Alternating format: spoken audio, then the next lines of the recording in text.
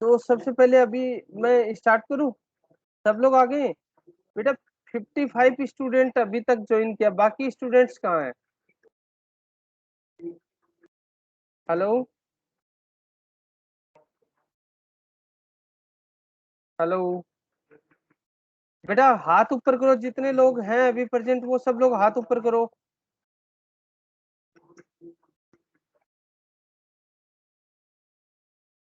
बाकी 5 ही लोग हैं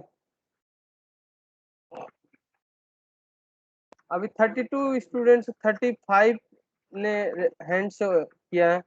हाँ, टोटल अभी 56 हैं, जबकि उनमें से 38 ने। देख रहा हूँ मैं, फटाफट फटाफट कर दो। अभी भी 43 स्टूडेंट ने किया है।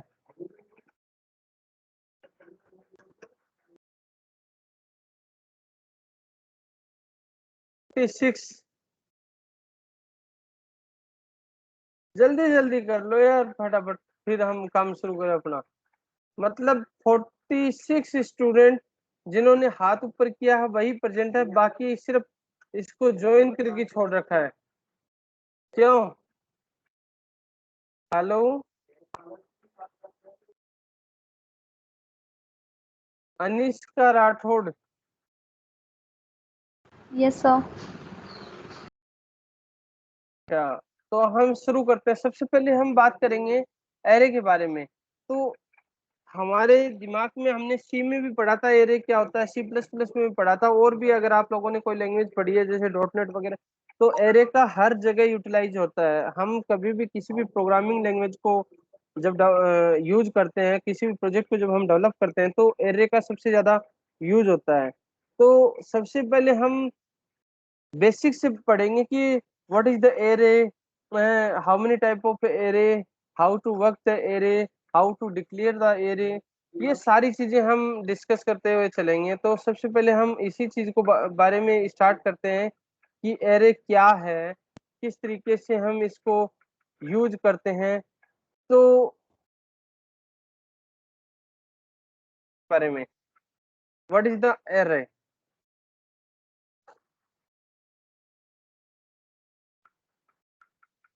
Array are object that help us organizing large amount of information. Array क्या है कि एक ऑब्जेक्ट की तरह काम करता है जो ऑर्गेनाइज करता है किसको? जो बहुत बड़ी बड़ी information, large amount of information, यानी बहुत बड़ी इंफॉर्मेशन होती हैं, उनको एक ऑब्जेक्ट के रूप में स्टोर करने का काम करता है। कौन करता है? एरे करता है।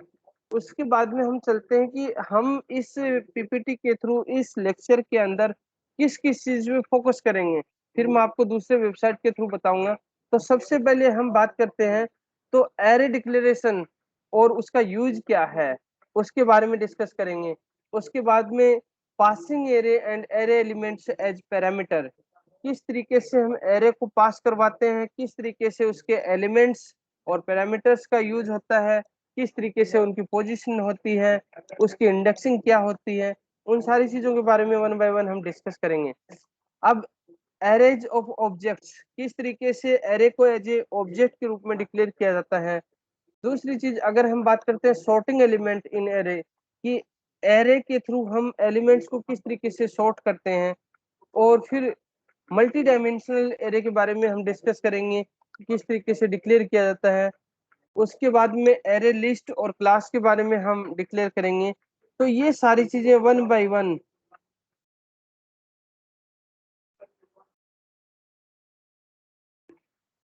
वन हम सारा इस पीपीटी के थ्रू इस क्लास के अंदर डिस्कस कर लेते हैं। तो सबसे पहले हम बात कर लेते हैं एरे क्या, कि एरे को एक पर्टिकुलर ऑर्डर्ड लिस्ट के अंदर किस तरीके से डिक्लेयर करते हैं।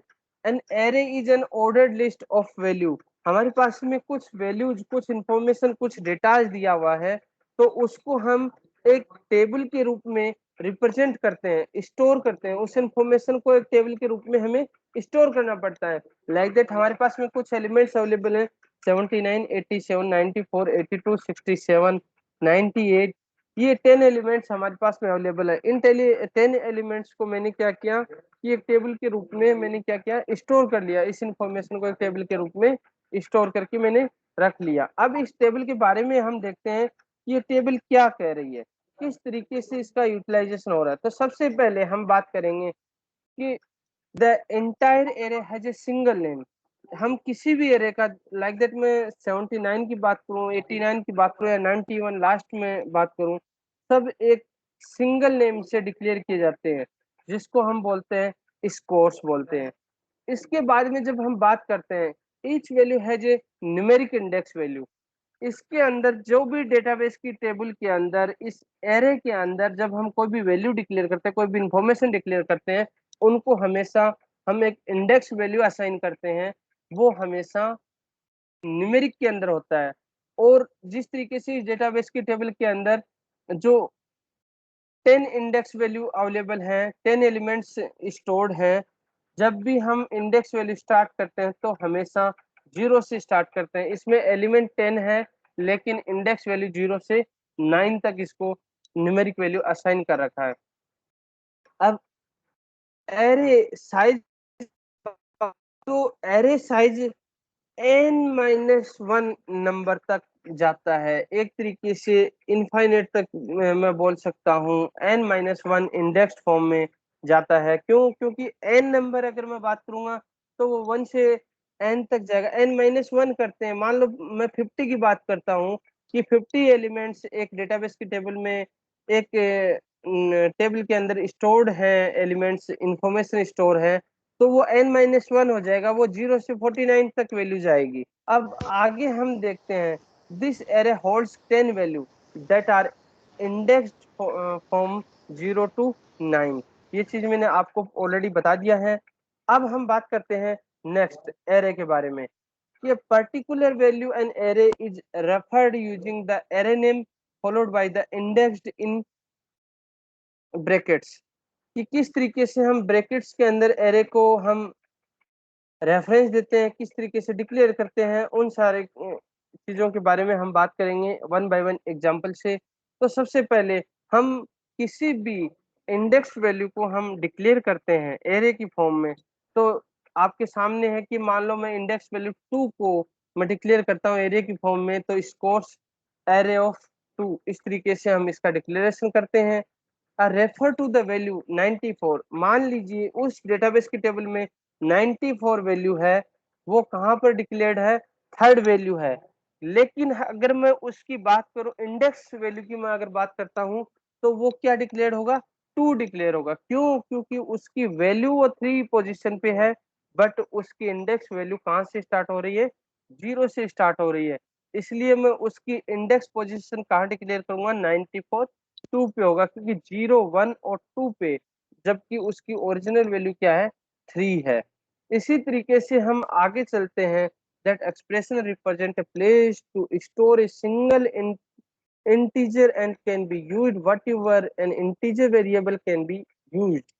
इसके अंदर जब किसी भी तरीके का कोई भी एक्सप्रेशन होता है, किसी भी तरीके का स्टोरेज होता है, वो हमेशा सिंगल इंटीजर वैल्यू में ही इंडेक्स वैल्यू के साथ में स्टोर होगा।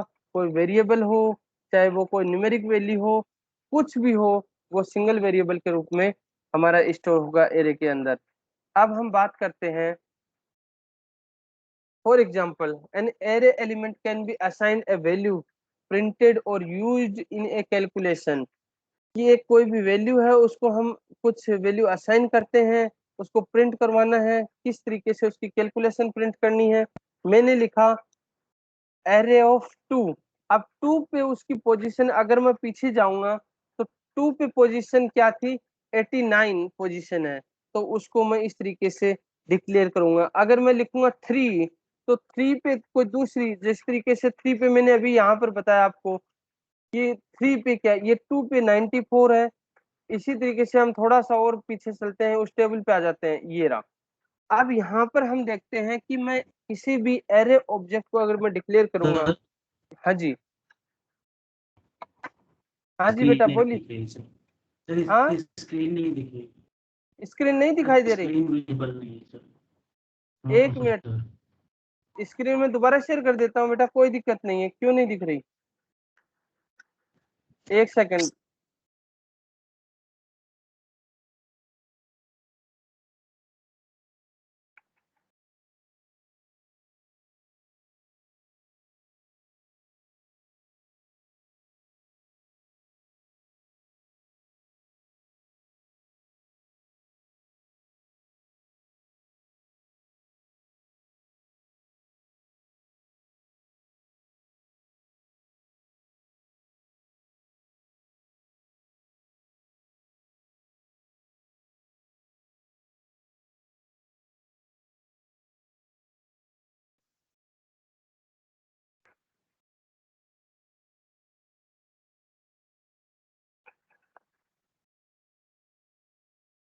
अब दिखाई दे रही है बेटा?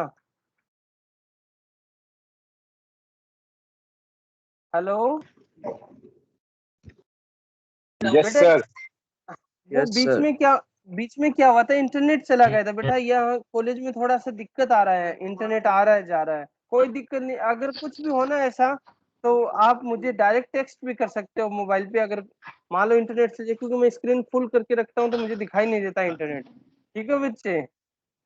तो हम डिस्कस कर रहे थे वहां पर, अभी वापस आ जाते हैं हमारे डिस्कशन पे, कि मैंने आपको बोला था यहाँ पर ये इंडेक्स वैल्यू है कि एक डेटाबेस की जो टेबल थी उसके अंदर हमने कोई भी इंफॉर्मेशन डिक्लेयर कर दिया, कोई भी एरे की वैल्यू डिक्लेयर कर दी, उसके इंडेक्स वैल्यू असाइन कर दिया। अब मैं बोलता हूँ कि 94 एलिमेंट्स को मैं क्या कर रहा हूँ, रिट्रीव करना चाहता हूँ। तो 94 को अगर मैं ऑब्जेक्ट के रूप में डिक्लेयर करूंगा तो क्या होगा, array index of 2 value equal to 94 declare करूंगा। अगर मैं 82 को डिक्लेयर करना चाहता हूँ तो एरे वैल्यू ऑफ 3 में क्या डिक्लेयर होगा, 82 होगा। 2 पे कितना होगा, 94 होगा। फोर इसी तरीके से मैं एरे वैल्यू ऑफ 9 डिक्लेयर करना चाहता हूँ तो उस पे कितनी वैल्यू जाएगी, 91 जाएगी। इसी तरीके से हम आगे बढ़ते हैं जहां पर हमारा टॉपिक चल रहा था।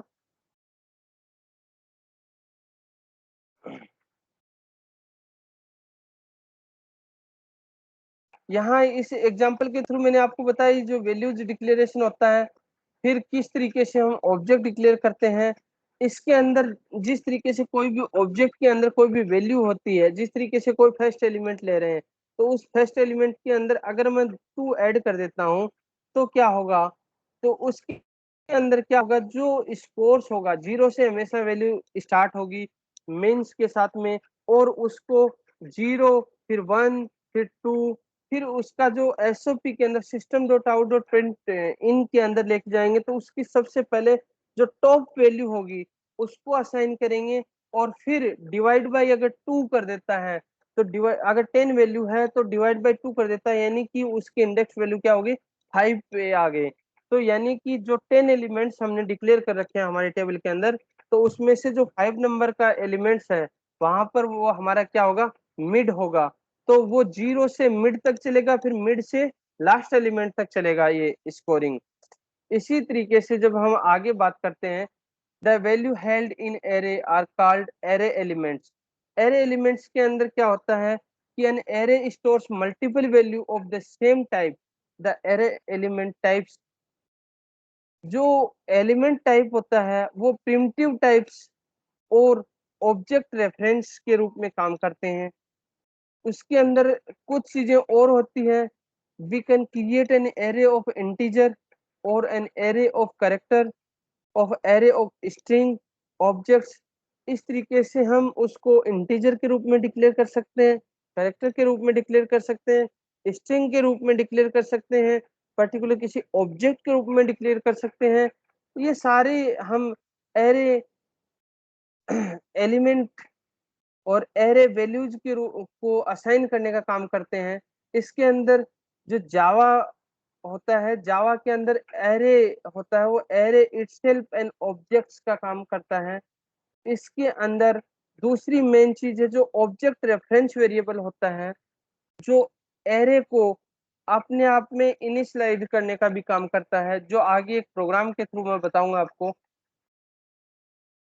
अब इसको डिक्लेयर कैसे करते हैं, सबसे मेन चीज ये होता है कि हमने सीख लिया कि what is this, how to work this, but how to assign the value, how to declare the value in the table, then score array could be declared as follows.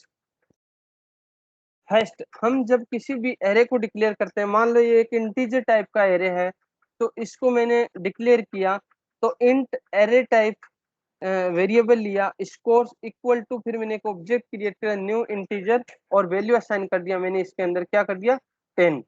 अब इसी चीज को अगर मैं आगे करता हूँ, the type of variable scores in integer and array of integer, कि एक ये इंटीजर टाइप का एरे था, इस वेरिएबल को मैंने डिक्लेयर कर दिया। ये सारी चीजें हम लेके चलते हैं, इस तरीके से हम इस चीज को डिक्लेयर कर दिया एक ऑब्जेक्ट के रूप में, एक इंटीजर एरे को।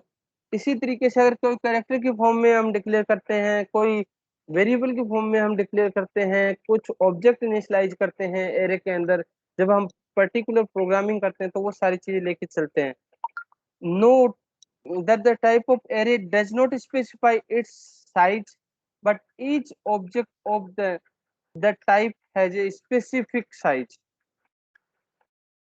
The reference variable scores is set to a new array object that can hold 10 integers. यानी कि जो वेरिएबल होता है, जो स्कोर्स होता है, जो इंडेक्स वैल्यू होती है, उसने कितने ऑब्जेक्ट होल्ड कर रखे हैं, 10 उसने ऑब्जेक्ट होल्ड कर रखे हैं।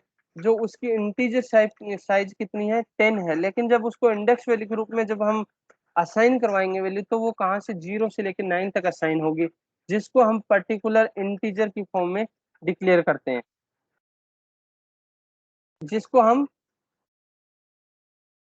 ये एक second,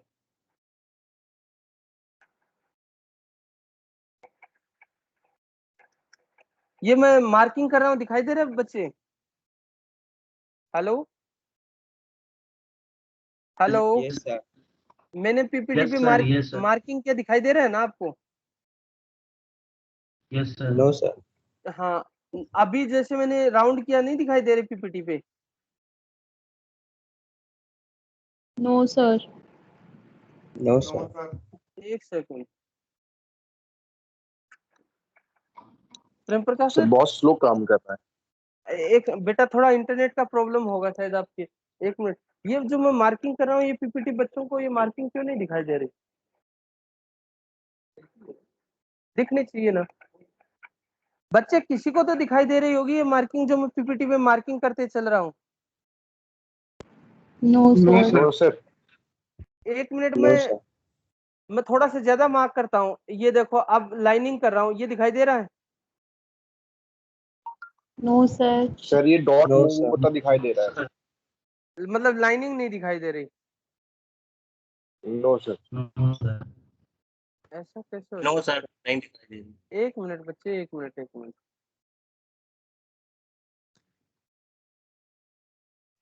eraser link all arrow visible.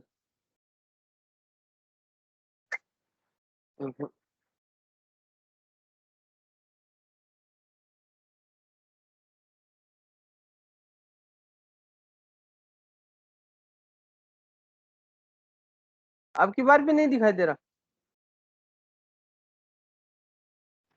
मैंने एक ये पेज नो नंबर सर। 322 है, इस पे मार्क किया, नहीं दिखाई दे रहा? नहीं सर, नहीं दिख रहा, नो सर। यार पीपीटी से जब मार्किंग करते हैं दिखाई दे देता है, कुछ नहीं। विवेक सर दिखता है ना? पीपीटी में मार्किंग करते हैं तो यस वो सर। एमएसटी में। चलो कोई नहीं, मैं दूसरा कोई ऑप्शन निकालूंगा फिर कल, क्योंकि जब मैं मार्किंग करके पढ़ा, अदरवाइज तो आप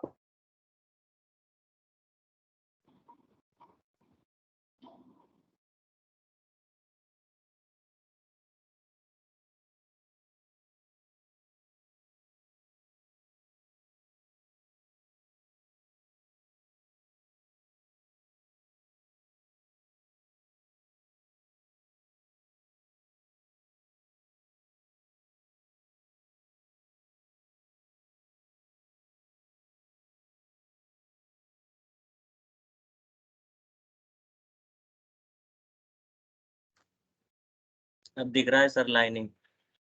यस सर, अब दिख रही है। यस सर आप देखिए।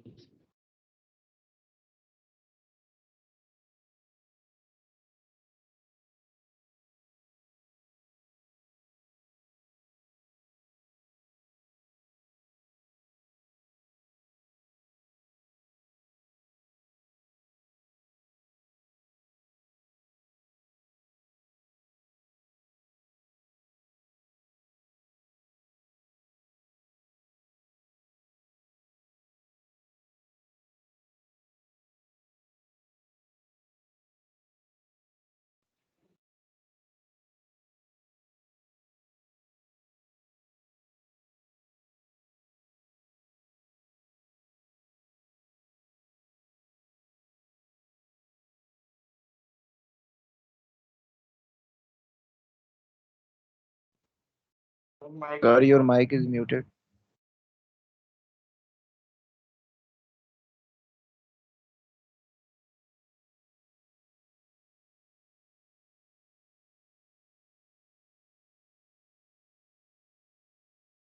हेलो, अब आवाज आ रही है? हेलो। यस सर आ रही आ Yes, रही sir. Yes sir. हाँ, कोई नहीं, वो कई बार हो जाती है चीजें।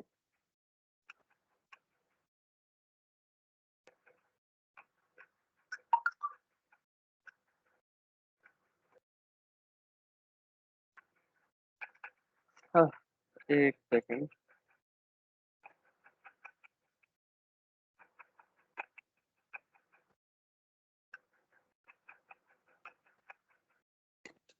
अब वो गायब हो गया। 1 मिनट रुको बच्चे बस।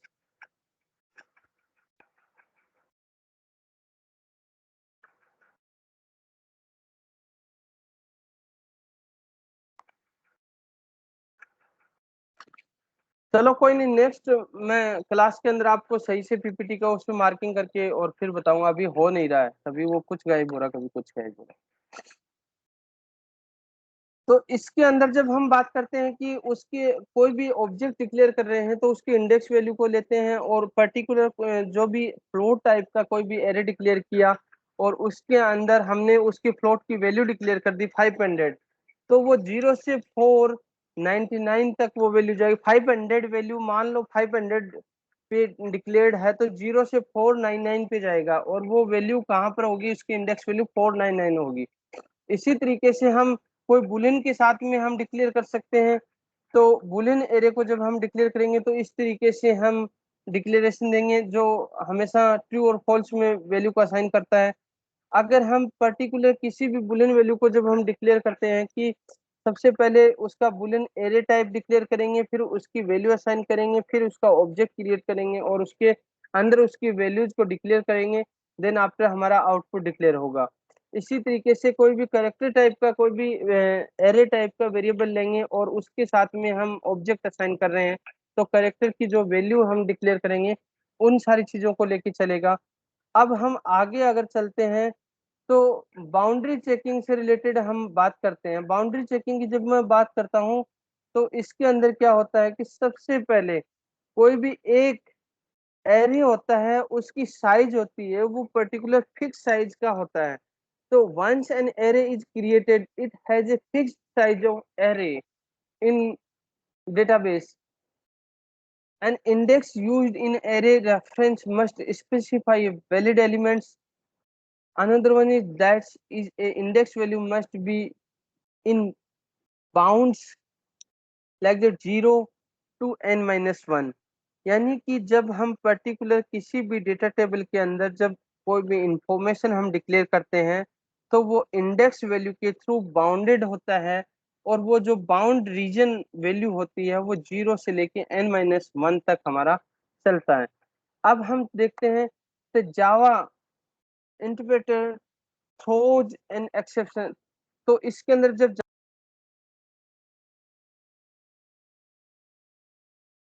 तो वॉइस ब्रेक हो रही है सर।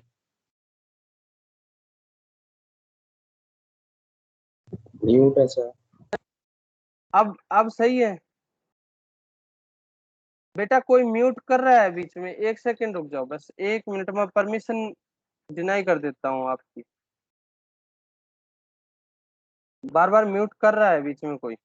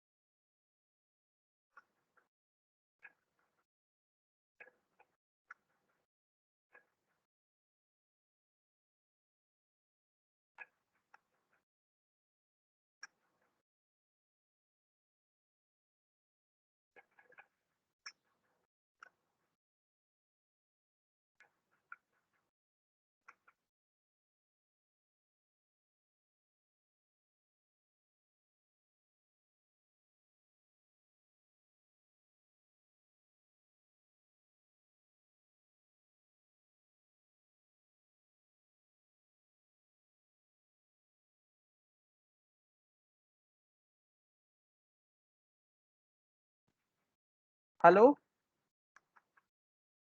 Hello, Yes, sir. अब आ रही है ना? अब कोई नहीं करेगा म्यूट, अब म्यूट करेगा ही नहीं, अब परमिशन डिनाई कर दिया इसका। तो अब हम बात करते हैं इसी चीज को लेकर कि दोबारा से मैं बता रहा हूँ, एक बार जब माइक म्यूट हो गया था तो शायद आपको सुनाई नहीं दिया होगा। Once an array is created it has a fixed size of value an index used in an array reference must specify a valid elements that is the index value must be in bounds 0 to n-1 that the Java interpreter throws an exception। जब जावा के अंदर किसी भी exception को जब हम handle करते हैं तो throw and throws exception keyword use में लेते हैं।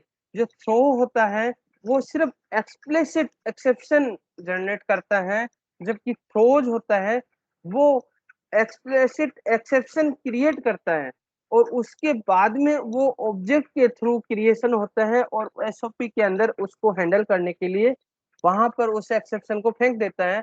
वहां से हम उस चीज को हैंडल करते हैं और फिर हमारे प्रोग्राम को एग्जीक्यूट करवाते हैं। जब हम कोई भी एक्सेप्शन क्रिएट होती है हमारे एरे के अंदर, तो वो एक्सेप्शन होती है array index out of bound exception create होता है if any index is out of bound, और this is called automatic bounds checking. इस टाइप की कोई भी एक्सेप्शन जब जनरेट होती है, जब हम पर्टिकुलर कोई भी प्रोग्राम जब हम डिक्लेयर करते हैं, तो इसके अंदर थ्रो थ्रो क्या करता है कि वो प्रोपोगेट करता है किसी भी एक्सेप्शन को कि आपको ये चीज लेके चलना है।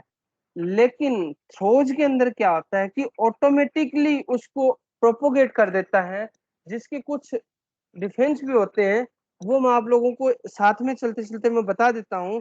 थ्रो और थ्रोज के कुछ डिफेंस किस तरीके से वो हैंडलिंग का काम करता है।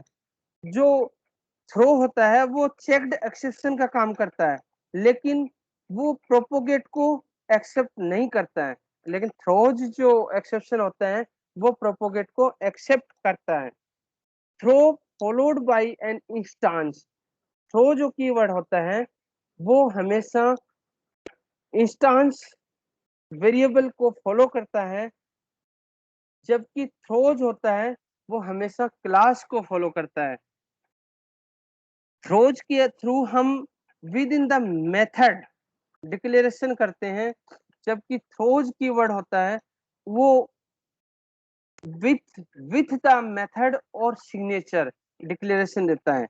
दूसरी चीज, थ्रो जो कीवर्ड होता है वो कैन नॉट मल्टीपल एक्सेप्शन, वो मल्टीपल एक्सेप्शन को हैंडल नहीं कर सकता, जबकि थ्रोज होता है वो हमेशा मल्टीपल एक्सेप्शन को डिक्लेरेशन का काम करता है। तो इसी तरीके से हम फिर इसके अंदर दूसरे एक्सेप्शन आ जाते हैं, जैसे कीवर्ड्स होते हैं, जैसे फाइनल, फाइनली और फाइनलाइज कीवर्ड। वो भी ट्राई कैच ब्लॉक के थ्रू फाइनली जो कीवर्ड होता है वो हमेशा रिस्ट्रिक्ट करता है क्लास को, मेथड को, वेरिएबल्स को। फाइनलाइज जो कीवर्ड होता है वो ट्राई कैच और फाइनली कीवर्ड के साथ में वो रिस्ट्रिक्ट करता है कि विच कोड इज रन और which code is not runnable mode. And finalize होता है it is the check system of the clean up process and utilize the data in class through the garbage collector. तो इस तरीके से ये सारी चीजें हमारी प्रोग्रामिंग कॉन्सेप्ट के अंदर यूज्ड होती हैं। अब आगे हम चलते हैं इसी चीज को बाइंड अप करने के लिए। जब हम एग्जाम्पल के थ्रू समझते हैं कि कोई भी कोड है उसके अंदर 100 वैल्यू को असाइन कर रखा है, तो हम इंडेक्स से जब हम चेक करेंगे, ये चीज मैंने आपको बताई लास्ट में, उसको इंडेक्स से जब हम चेक करेंगे तो 0 से 99 तक जाएगा। If count has the value 100 then the following reference will cause in exception to be the thrown. अब उसको हम जब डिक्लेयर करेंगे तो किसके अंदर करेंगे, system dot out dot print in के थ्रू हम उस कोड को काउंट करेंगे, उस कोड को यूज करेंगे, ये सारा काम हम करेंगे। दूसरी चीज, जब आगे हम चलते हैं तो it common to introduce of by one error when using the error array, कि जब पर्टिकुलर किसी भी एरे के अंदर जब हम कोई भी डिक्लेरेशन देते हैं मोस्ट प्रोबेबली जब हम सी में भी प्रोग्राम लिखते थे, सी प्लस प्लस में भी लिखते थे, डॉट नेट में भी लिखते थे, और अब हम जावा में भी लिखेंगे। तो हम एरे को किस तरीके से डिक्लेयर करते हैं, जो फॉर लूप के साथ में लेके चलते हैं। तो फॉर इंटीजर टाइप की कोई इंडेक्स वैल्यू है x इक्वल टू 0 असाइन करते हैं। अब वो कहाँ तक चलेगा, index value less than equal to 100 तक चलेगा और इंडेक्स प्लस प्लस पे चलेगा, यानी कि हमेशा 0 से एक इंक्रीमेंट वैल्यू लेगा और वो कहाँ तक जाएगा, 100 लेस देन इक्वल टू तक जाएगा, यानी 99 तक जाएगा 0 से। लेकिन वो नंबर ऑफ एलिमेंट कितने काउंट करेगा, 100 करेगा। अब उस कोड को जब हम चेक करते हैं तो उसकी इंडेक्स वैल्यू और उसके साथ में अगर उस इंडेक्स की कोई भी कैलकुलेशन होते हैं इनटू अगर 50 करते हैं तो उस तरीके से जो भी कैलकुलेशन होंगी हमारे साथ में उनको परफॉर्म कर सकते हैं। अब जिस तरीके से लेस देन इक्वल टू ये हमारे पास 100 है, तो एक हमारे लिए क्या होगी, एक प्रॉब्लम जनरेट होगी। या तो हम इक्वल्स रखते या फिर लेस देन रखते, तभी हमारा ये प्रोग्राम क्या होता, एग्जीक्यूट होता। अदरवाइज इसके अंदर कंपाइल टाइम एरर आ जाएगा, उसके अंदर एरे एक्सेप्शन बाउंड ऑफ जो एरर जनरेट होगा वो उसके अंदर शो होने लग जाएगा। Array bound of exception array, each array object has a public constants called length that stores the size of the array। और इसके अंदर फिर कुछ हम चीज देखते हैं, it is the reference using the array name। Second one is like the, कोई भी हम एरे नेम को जब डिक्लेयर करते हैं तो क्या करते हैं, जो स्कोर्स डॉट लेंथ के नाम से उसको डिक्लेयर किया जाता है। Note that the length holds the number of element, note the largest index. See reverse order dot Java, in this अब अल्टरनेट एरे सिंटेक्स जो हम यूज में लेते हैं कि कई बार जब हम डिक्लेरेशन देते हैं तो कुछ सिंटेक्स अलग से भी हम डिक्लेयर करते हैं, उनको किस तरीके से हम डिक्लेयर करते हैं, किस तरीके से उसको एसोसिएट वे में लेके चलते हैं, किस तरीके से उसको एलिमेंट टाइप में डिक्लेयर करते हैं, किस तरीके से उसको नेम ऑफ एरे असाइन करते हैं, वो सारी चीज देख लेते हैं। Therefore the following declaration are equivalent. सबसे पहले फ्लोट में अगर हमें डिक्लेयर करना है एरे तो इस तरीके से हम डिक्लेयर करेंगे। दूसरी चीज, अगर हम तो दोनों वैलिड है, पहले वाला फ्लोट में वेरिएबल जब हम एरे डिक्लेयर कर रहे हैं तो वो भी सही है, दूसरे वाले एरे को जब मैं डिक्लेयर कर रहा हूँ, पहले वाला फ्लोट एरे और उसकी प्राइस, दूसरा फ्लोट प्राइस और उसको एरे ऑफ डिक्लेरेशन करते हैं, तो ये भी सही है। This first format generated is more reliable. जो पहले वाला हम डिक्लेयर करते हैं मोस्ट प्रोबेबली प्रोग्राम्स में आपको इस तरीके से देखने के लिए मिलेगा, और कई बार दूसरे वाला भी हम डिक्लेयर कर सकते हैं अल्टरनेट वे में। अब इनिशियलाइजेशन जो होता है, इनिशियलाइजर लिस्ट जो होती हैं उनको किस तरीके से हम यूज करते हैं। Initializer list can be use to instance and initialize array in one step.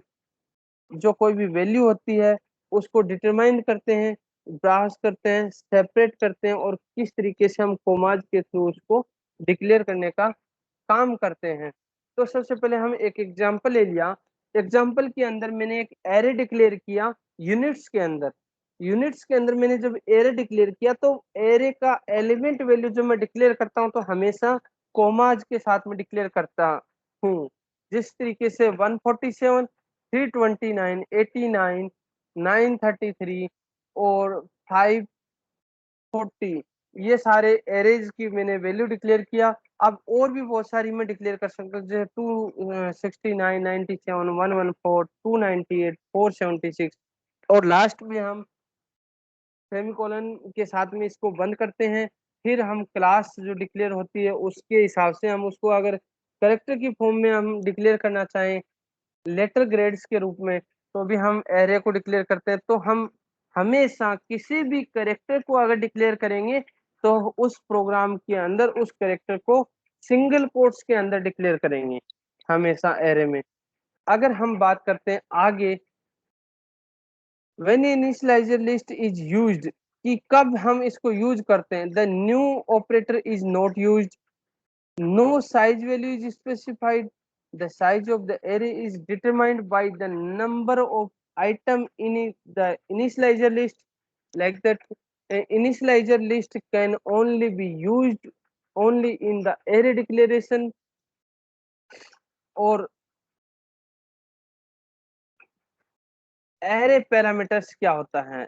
An entity array can be passed as a parameter to the method link any other object, and reference to the array is passed, making the formal and actual parameter listing of each array. Changing an array element within the method change and original. सबसे पहले हम इसी चीज को अगर आगे लेके चलेंगे तो हम क्या करेंगे? array elements can be passed to a method as well as the follow the parameter passing rules of the element types. The element of an array can be object reference. The following declaration reserves space to store 25 references to string object. जो string object के साथ में हम कुछ reference देंगे उसको अलग अलग तरीके से हम इनिशियलाइज कर सकते हैं। जिस तरीके सबसे पहले मैंने कोई भी स्ट्रिंग एरे टाइप का मैंने डिक्लेरेशन दिया, एक वर्ड, फिर मैंने उसको इनिशियलाइज कर दिया न्यू कीवर्ड के साथ में, तो उसको मैंने डिक्लेरेशन दे दिया 25। तो इस तरीके से भी हम डिक्लेयर कर सकते हैं ऑब्जेक्ट के रूप में। अब किसी भी ऑब्जेक्ट को जब हम डिक्लेयर करते हैं तो उसके अंदर जो भी वैल्यू क्रिएट करते हैं उन सारी चीजों को अगर जब हम देखेंगे तो it does not create the string object themselves, कि हम कोई भी एरे जब हम डिक्लेयर कर रहे हैं तो स्ट्रिंग टाइप की जो वैल्यू ले रहे हैं तो उसके अंदर हम जो डिक्लेरेशन देंगे स्ट्रिंग टाइप की उसको एरे कभी भी एक्सेप्ट नहीं करेगा, यानी उस चीज को हम क्रिएट नहीं कर सकते। Each object stored in array must be initialized separately. जिस तरीके से हम बात करते हैं कि कोई भी एरे इनिशियलाइज करते हैं, एरे के अंदर कोई भी स्ट्रिंग टाइप की वैल्यू इनिशियलाइज करते हैं, उनको हम डिक्लेयर कर सकते हैं, लेकिन स्ट्रिंग टाइप का एरे डिक्लेयर नहीं होगा प्रोग्राम के अंदर।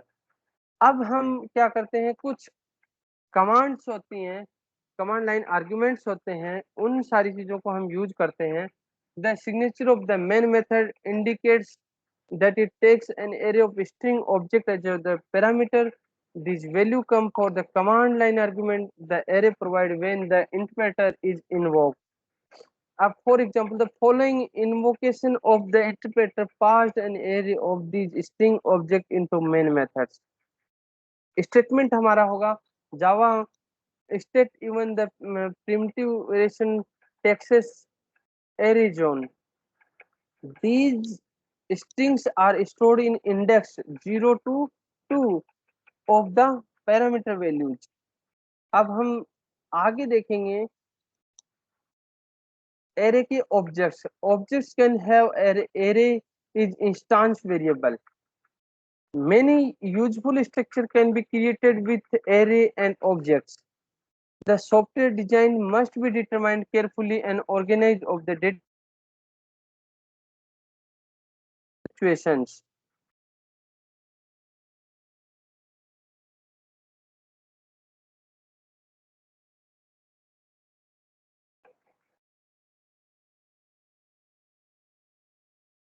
अब हम इसके बारे में, इसके अंदर एरे के अंदर सॉर्टिंग होती है तो उसको हम देखेंगे।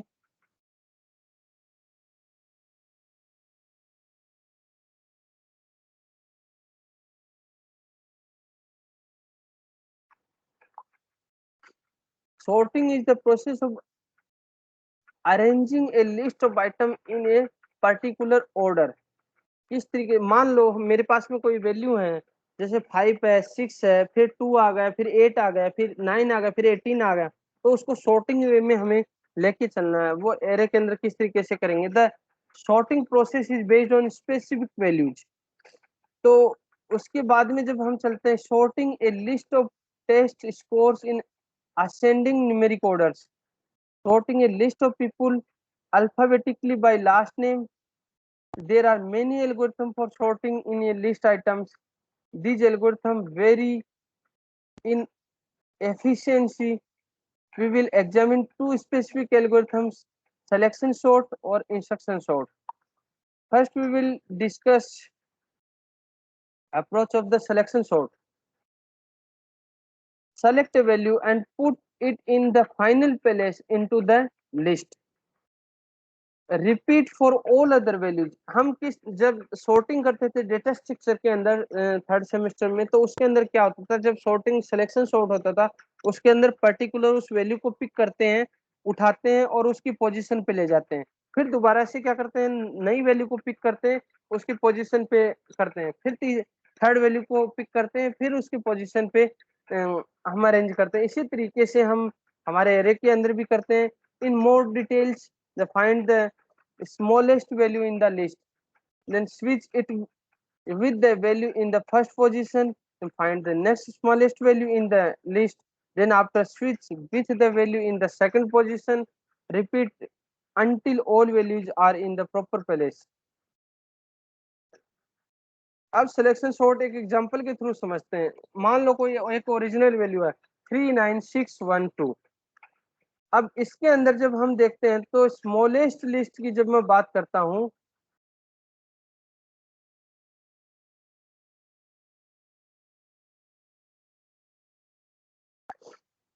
तो स्मॉलेस्ट लिस्ट की जब हम बात करते हैं तो ओरिजिनल वैल्यू क्या है, 39612 है।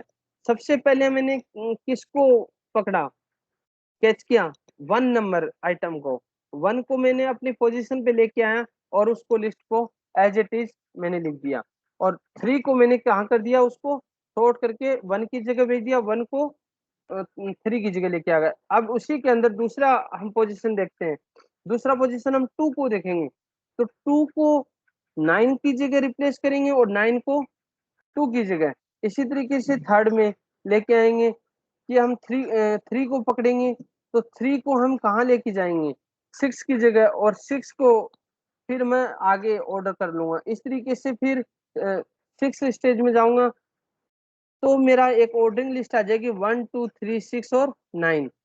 अब मैं इसको सॉर्टिंग के रूप में जब मैं प्रोग्राम लिखूंगा तो उसके साथ में मैं इस चीज को डिक्लेयर कर सकता हूँ। अब स्वेपिंग किस तरीके से हम पर्टिकुलर एरे के अंदर स्वेप कर सकते हैं। Swapping is the process of exchanging two values. Swapping requires these assignment statements. अब इसके temp equal to first value लेते हैं, फिर जब हम स्वेप करते हैं, वही जो हम पर्टिकुलर डेटा स्ट्रक्चर के अंदर स्वेपिंग वाला सिस्टम करते थे कि कोई टेम्परेरी वैल्यू लेते हैं, फिर वैल्यू असाइन करते हैं, फिर उस वैल्यू को लेते हैं, सेकंड वैल्यू असाइन करते हैं, फिर उसके साथ में सेकंड वैल्यू लेते हैं और टेम्प वेरिएबल को असाइन कर देते हैं। Same as it is in array है कि सबसे पहले टेम्प वैल्यू लेंगे, उसके फर्स्ट वैल्यू को असाइन करेंगे, उसके बाद में फर्स्ट वैल्यू लेंगे, फिर सेकंड वैल्यू को असाइन करेंगे, फिर सेकंड वैल्यू को लेंगे, उसके इक्वल टू हम टेम्प वैल्यू असाइन करेंगे, तो हमारा जो टेम्प वैल्यू है उसको रीअरेंजमेंट मिल जाएगा। अब इंसर्शन सॉर्ट है। In approach of insertion sort, pick any item and insert it into all proper place in the sorted sub list. Repeat until all item have been the inserted. अब इसके अंदर कुछ और details के बारे में देखेंगे। Consider the first item to be the sorted sub list. Insert the second item into the sorted sub list. Shifting the first item, ये सारी चीजें करेंगे हम। Insert the third item into the sorted sub list. फिर repeat until all values are inserted into the proper positions. भाई साहब कोई बोल नहीं रहा, समझ में आ रहा है सबको? हेलो, आदि, अभिषेक, सरोज, आदित्य, Yes, शंकर, sir. समझ में आ रहा है मैं जो बोल रहा हूँ भाषा मेरी? हाँ जी, बोलो यार, कुछ तो बोलो। हाँ जी, ना जी, कहीं दिक्कत? हाँ जी, उत्तम सिंह कुछ बोलना चाह रहे हो? बहुत fast हो रहा है सर। थोड़ा जोर से बोल दो यार, खाना नहीं खाया आज? सर बहुत फास्ट चल रहे हैं आप। बेटा वो तो शेड्यूल के अकॉर्डिंग चल, मैं तो धीरे धीरे चलूंगा, कोई दिक्कत नहीं। कल मैं मैडम से बात करूंगा कि मुझे एक ही टॉपिक दिया जाए, मैं धीरे धीरे पढ़ाऊंगा आपको प्रोग्राम के साथ में, क्योंकि मेरे को अभी 12:50 तक का टाइम एक टॉपिक और कवर करना है, अदरवाइज कोई दिक्कत नहीं। आज मैनेज कीजिए, कल से हम 1 बाय 1 टॉपिक लेंगे, चाहे कितना भी टाइम लगे, कोई दिक्कत नहीं, मैं एक्स्ट्रा क्लास ले लूंगा आपकी, ठीक है? ठीक है ना? Okay sir. अब इंसर्शन सॉर्ट की मैं जब बात करता हूँ तो एक एग्जांपल के थ्रू हम देख लेते हैं कि जो कोई ओरिजिनल वैल्यू वही 39612 लिया, मैं इसकी इंसर्शन करता हूँ। पहले सबसे पहले क्या करूंगा, 9 को लूंगा, फिर मैं 6 पोजीशन को लूंगा, फिर मैं 1 को लूंगा, फिर 2 को लूंगा। इसी तरीके से मैं सॉर्टिंग करके मेरे सामने आ गया 1 2 3 6 और 9। अब हम बात करते हैं आगे सॉर्टिंग ऑब्जेक्ट्स के बारे में। Integers have an inherited order, but the ordering criteria of a collection of objects must be defined. Recall that a Java interface can be used as a type name and guarantees that a particular class implements particular methods. We can use the comparable interface and the compare to methods used to develop the generic sort for a set of object variables. अब हम बात करेंगे उसी sorting से related कुछ चीजों की, जो हम किस तरीके से हम उसको कंपेयर कर सकते हैं, क्या कर सकते हैं। Both section and initialization sort are similar in efficient way. They both have the outer loops that scan all the element and the inner loops that compare the value of the outer loops with almost all values in the list. Approximately n square number of comparison are made to sort a list of size number of n. With therefore say that those sorts are to order number of n square. Other sorts are more efficient, order n log 2n. To dimensional array. अब हम to dimensional array की बात करते हैं।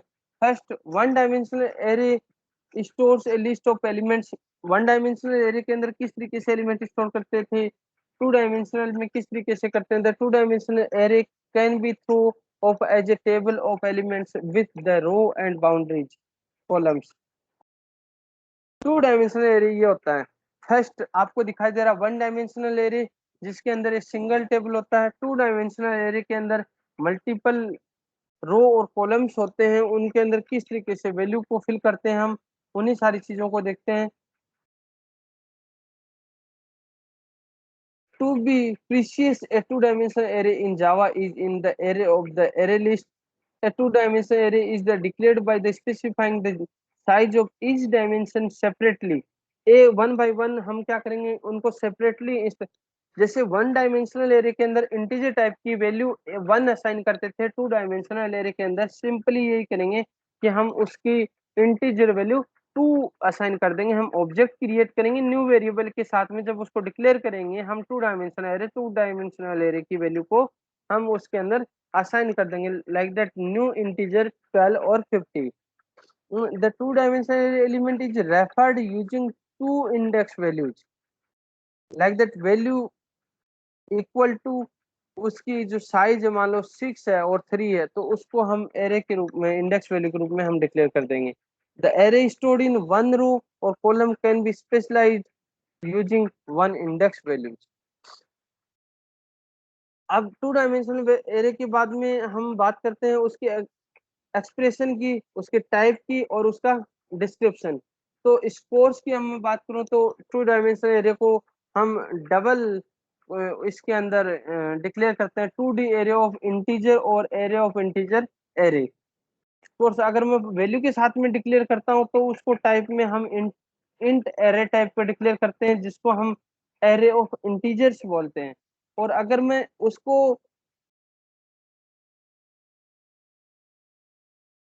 Declare करता हूँ 5 और 12, तो टू डायमेंशनल एरिया होता है जो टाइप किसका होता है, इंट टाइप का होता है, उसको हम क्या बोलते हैं, इंटीजर वैल्यू के साथ में हम बोलते हैं उसको।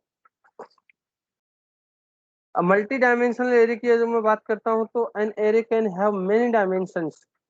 If it has more than one dimension it is called a multi dimensional array.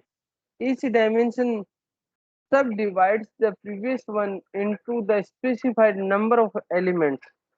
Each array dimension has its own length constants. Because each dimension is an array of array references, the array within one dimension can be of different length. These are sometimes called rearranged array. Array class के साथ में किस तरीके से array list class is part of the java.util package. अब package के अंदर हम क्या होता है कि bunch of classes यानी कि मल्टीपल क्लासेस का एक बंच होता है, डिक्लेयर्स होता है, वो एक पैकेज के अंदर हम डिक्लेयर करते हैं इन सारी चीज को, जिसको java.util पैकेज के अंदर डिक्लेयर किया जाता है। अब पैकेज दो तरीके के होते हैं, एक तो होता है यूजर डिफाइंड पैकेज होता है, एक होता है इनबिल्ट पैकेज होता है। तो यूजर डिफाइंड पैकेज क्या होता है, हम जब प्रोग्रामिंग के अंदर प्रोग्राम लिखते हैं तो जिस टाइप की हमारे को रिक्वायर्ड होती है, जिस टाइप की हम क्लास क्रिएट करते हैं, उस टाइप का हम पैकेज डिक्लेयर कर सकते हैं। और कुछ इनबिल्ट पैकेज होते हैं, जिस तरीके से यूटिल पैकेज होता है, .dv पैकेज होता है, .awt पैकेज होता है, .util होता है, ये सारे .sql होता है, ये सारे पैकेज इनबिल्ट पैकेज होते हैं इक्लिप्स के अंदर। Like an array, it can store a list of values and reference them with an indexed value. अब हम unlike an array list object grows and shrinks as needed. Item can be inserted or removed with a single method invocation. It stores reference to the object class, which allow it to store any kind of objects. Array list efficiency जो होती है उसको हम किस तरीके से implement करते हैं? The array list class is implemented using an array. The code of the array list class automatically expands the array capacity to accommodate additional elements. The array is manipulated so that indexed remain continuous as elements are added or removed. If elements are added to and removed from the end of the list, this processing is fairly efficient manner. If the elements are inserted and removed from the middle layer, the list of the element are consistently being the shifted around. अब हम बात करते हैं polygon and polygon के बारे में। Array often A helpful too generic graphical processing forms. Polygons and polylines are shapes that can be defined by the value stored in the array. Polyline is similar to the polygon, except that it do not meet and cannot be filled the value in the array. अब rocket programme की अगर मैं बात करता हूँ, ये एक हमारे सामने मान लो एक रॉकेट से रिलेटेड एप्लेट स्टैंडर्ड प्रोग्राम्स है, जिसके अंदर हम पर्टिकुलर कोई भी पॉलीगन क्लास का जब हम डिक्लेरेशन करते हैं तो किस तरीके से डिक्लेयर करते हैं। The polygon class defines in the java.awt package.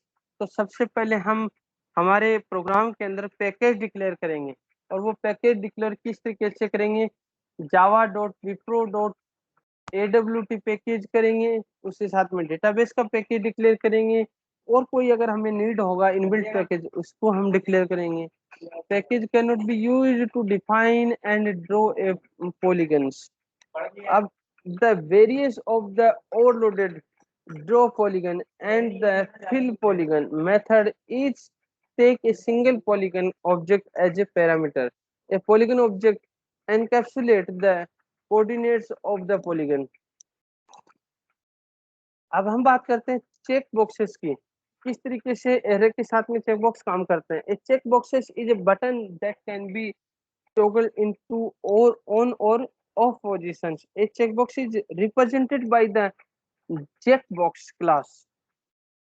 A change of state generates an item events. The item listener interface corresponds to the item events. The item state change method of the listener response when a checkbox change states. The style optional programs. The frame is the container that can be used to create stands and GUI application. A frame is represented by the JForm class. A font object representation by the F fonts family names such as the time or couriers. ये हमारे पास array को declare करने के चीजें होती हैं। इस तरीके से हम पर्टिकुलर जब प्रोग्राम रन करते हैं प्रोजेक्ट का, तो हमारे सामने सारी चीजें दिखाई देती हैं। अगर रेडियो बटन फॉर्म में हम डिक्लेयर करते हैं तो a set of radio button represents a set of mutually exception exclusive options. When a radio button from a group is selected, the other button currently on or off. A radio button generates an action events.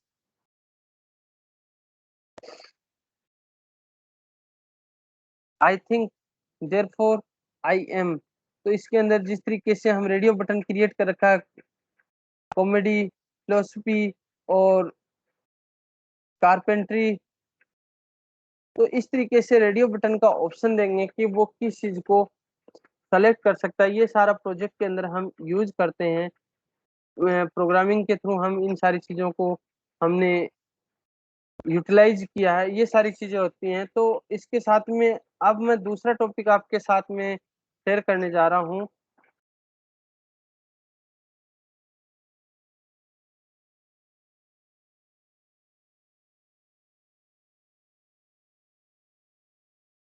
मैं आपके साथ में screen share करता हूँ दोबारा से।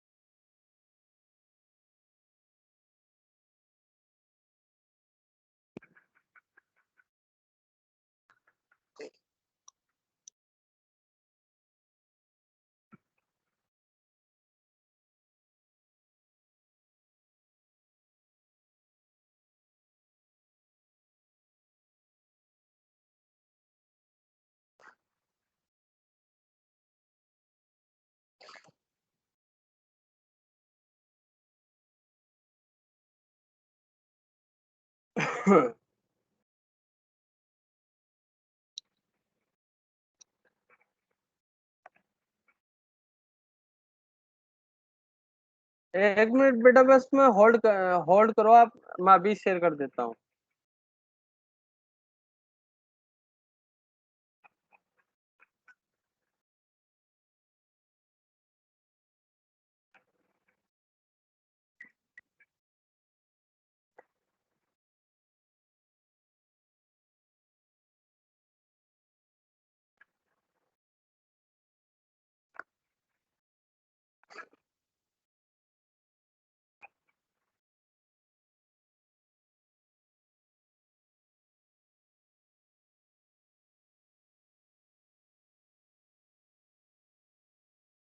मैं entire screen share किया आपको, आपको दिखाई दे रहा है बच्चे? हेलो उत्तम सिंह, Yes, sir. स्क्रीन दिखाई दे रही है? हाँ जी। Rahul Dwivedi, Yes, sir. Yes, sir. Screen दिखाई दे रही है? Yes, sir. ओके, तो अभी इसकी पीपीटी नहीं है बेटा, कल से पूरा सिस्टमेटिकली चलेगा, क्योंकि ये मैं इसके थ्रू आपको लेकिन बड़े अच्छे से डिस्कस कर लेते हैं। ठीक है बच्चे? अभी 1 मिनट में आपका एक, हाँ, तो अभी हम बात कर रहे हैं टाइप कास्टिंग के बारे में। तो सबसे पहले हमारे दिमाग में एक ही क्वेश्चन आता है, what is the type casting in Java? Type casting is a method और process that converts a data type into another data type in both way, manually and automatically. The automatic conversion is done by the compiler and manual conversion performed by the programmer. In this section, we will discuss typecasting and its type with proper example. So first one is the double typecasting का जो narrowing होती है, जो वाइडिंग type castings होती हैं, वो किस तरीके से चलता है? सबसे पहले डबल होता है, फिर फ्लोट होता है, फिर लॉन्ग होता है, फिर इंटीजर होता है, फिर शॉर्ट होता है, फिर बाइट होता है। जिस तरीके से वो नैरोइंग टाइप कास्टिंग में चलता है, उसी तरीके से वाइडिंग टाइप कास्टिंग में वो उल्टा चलता है। पहले बाइट चलेगा, फिर शॉर्ट चलेगा, फिर इंटीजर चलेगा, फिर लॉन्ग चलेगा, फिर फ्लोट चलेगा, और उसके बाद में क्या होता है? डबल। तो टाइप ऑफ टाइप कास्टिंग दो तरीके की होती है, एक तो वाइडिंग टाइप कास्टिंग, एक होता है narrowing type casting. Widening type casting क्या होता है? इसके अंदर converting a lower data type into a higher one is called widening typecasting. It is also known as, it is also automatically, it is a safe because there is no change to lost data. It takes place when both data type must be compatible with each other. The target type must be larger than the source type. अब इसके अंदर किस तरीके से जो larger और short के बारे में अगर मैं बात करूं, तो सबसे पहले बाइट होता है, फिर शॉर्ट होता है, फिर कैरेक्टर होता है, फिर इंटीजर, फिर लॉन्ग, फिर फ्लोट और फिर डबल। इस तरीके से इसकी कैटेगराइज डिसाइडेड होती है। आपको एग्जांपल के थ्रू हम मैं बात करूं, तो conversation between numeric data type to the character or boolean is not done automatically. Also, the character and boolean data type are not compatible with each other. And let's see in examples. Widening typecasting, ये एक हमारे सामने एक जावा का एक programme है जो एक क्लास क्रिएट किया वाइडिंग टाइप कास्टिंग एग्जाम्पल के साथ में। फिर मैंने एक मेथड किया पब्लिक स्टैटिक वॉइड मैन, जो मेन मेथड मैंने डिक्लेयर कर दिया। पीएसवी हम जिसको हम शॉर्ट में बोलते हैं, स्ट्रिंग और आर्गुमेंट टाइप की वैल्यू डिक्लेयर की। उसके अंदर मैंने एक इंटीजर वैल्यू लिया, x इक्वल टू 7 डिक्लेयर किया, जो एक ऑटोमेटिकली कन्वर्टर है क्या इंटीजर का, जो लॉन्ग टाइप का होता है। एक मैंने long y equal to x value दिया, तो वो भी एक ऑटोमेटिकली कन्वर्टर है। और फिर मैंने एक फ्लोट वैल्यू लिया, float z equal to y। अब हम पर्टिकुलर किसी भी सिस्टम की अगर हम बात करते हैं, तो system dot out dot println SOP के अंदर हम उसकी पहले कन्वर्जन वैल्यू को डिक्लेयर करेंगे, फिर उसके बाद में y की वैल्यू को डिक्लेयर करेंगे, उसके बाद में हम z की वैल्यू को डिक्लेयर करेंगे। जब हम इन सारी वैल्यू को डिक्लेयर करने के बाद में जब प्रोग्राम हम रन करेंगे, तो हमारे सामने जो वैल्यू प्रिंट होगी वो होगी बिफोर कन्वर्जन, जो वैल्यू आएगी वो 7 आएगी। अब आफ्टर कन्वर्जन जो होगा वो भी 7 प्रिंट होगा। और जब हम फ्लोट के अंदर जब वैल्यू को लेके जा रहे हैं, तो हमारा फ्लोट वैल्यू प्रिंट होगा, 7.0 वैल्यू प्रिंट होगा। ये टाइप कास्टिंग। और नैरो टाइप कास्टिंग की अगर मैं बात करता हूँ, तो नैरो टाइप कास्टिंग क्या होता है कि converting a higher data type, higher data types into a lower one is called narrowing typecasting. It is also known as the explicit conversion or cast up. It is done manually by the programmer. If we do not perform casting, then the compiler reports a compile time error. Double, float, long, integer, character and short byte value. Let's see an example of narrowing typecasting. इसके अंदर एक example के through हम देखते हैं narrowing typecasting के लिए। तो हम इसी चीज एक मैंने नैरोइंग टाइपकास्टिंग क्लास मैंने डिक्लेयर कर दिया इस प्रोग्राम के अंदर। और जब मैंने एक मेन मेथड लिया, मेन मेथड के अंदर मैं सबसे पहले डबल, जिस तरीके से हमारा सीक्वेंसिंग ऑर्डर था उसी में चलेंगे। सीक्वेंसिंग ऑर्डर के अंदर जब हम चलेंगे तो इसके अंदर क्या होगा, सबसे पहले हम डबल टाइप की वैल्यू को डिक्लेयर करेंगे। Double D equal to 16। इसको जब वैल्यू को कन्वर्ट करेगा तो वो डबल टाइप की वैल्यू में लॉन्ग डेटा टाइप्स में कन्वर्ट करेगा। उसके बाद में हम लॉन्ग टाइप की वैल्यू लेंगे, लॉन्ग डी। फिर हम integer type I equal to लेंगे system dot out dot println before conversion. फिर अब उसके अंदर एसओपी के अंदर सबसे पहले हम डी की वैल्यू को, डबल की वैल्यू को, फिर आई एल की वैल्यू को और फिर आई की वैल्यू को, तीनों को हम डिक्लेयर करेंगे। जब हमारे पास में प्रोग्राम रन होगा तो हमारे सामने जो आउटपुट जो डिक्लेयर होगा वो बिफोर कन्वर्जन 1.6, क्योंकि डबल में वैल्यू दिखाएगा तो वही पॉइंटों में मुझे वैल्यू को शो करेगा। देन आफ्टर हमें कन्वर्जन के बाद में दिखाएगा तो 166.16.166 में दिखाएगा। देन आफ्टर हम बात करते हैं, आफ्टर कन्वर्जन की बात करते हैं तो 166 में ये वैल्यू मुझे असाइन करेगा। तो ये होता है टाइपकास्टिंग, इसको इस तरीके से डिक्लेयर किया जाता है। अब मैं आपके सामने एक और दूसरी स्क्रीन शेयर करता हूँ। नैरोइंग कास्टिंग से रिलेटेड यही कुछ एग्जांपल्स हैं। तो ये हमारा